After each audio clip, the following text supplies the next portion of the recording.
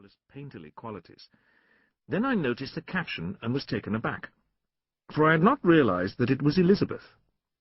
Many readers, I am sure, will have the same reaction when they see it for the first time on the jacket of this book. Is it really her? It is. But it is not the monstrous mannequin of her maturity. Nor is the Elizabeth of this book the familiar queen either. Most of her biographers treat the 25 years of her childhood, youth, and apprenticeship as a preface to her reign. Here I devote most of my book to them, beginning at the beginning with Elizabeth as the product of the most famous and momentous divorce in history. As such, the fractured relationships of a broken family conditioned her experience and shaped her world.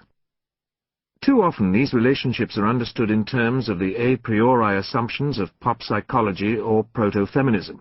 Instead, I re-evaluate them against the evidence of Elizabeth's own words and behavior. I then look afresh, and with new, or newly interpreted evidence, at the development of Elizabeth's taste and learning, at her religiosity and personal loyalties, and, most originally, at her power and property, which made her at 16 the head of a great princely household and following. Also, more or less new, is my discussion of the function of court ceremony in defining the role of royal women, on the one hand, and the nature of royal religion, on the other. This, put in the abstract, sounds dull. Conveyed as it is, through accounts of actual ceremonies as diverse as royal baptisms and funerals, coronations and maundies, it is both exotic and exciting.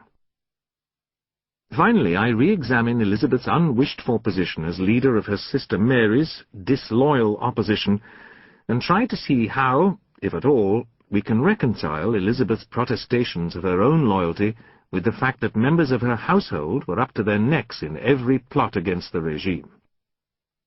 The result is the rediscovery of a host of extravagant characters and madcap schemes. Particularly striking in all this is the role of women. Women schemed and plotted with the best, and the ones who took most risks were those who had already thrown over the restraints of marriage and family respectability. For them, Elizabeth, unwed and already ambivalent about the whole idea of marriage, was a model and patroness, and her household a refuge from the world of men and masculine domination. But above all, I never forget that the years of Elizabeth's apprenticeship are a wonderful adventure story. We know they had a happy ending, and that she survived and became queen. Elizabeth herself, her friends and enemies, had no such foresight.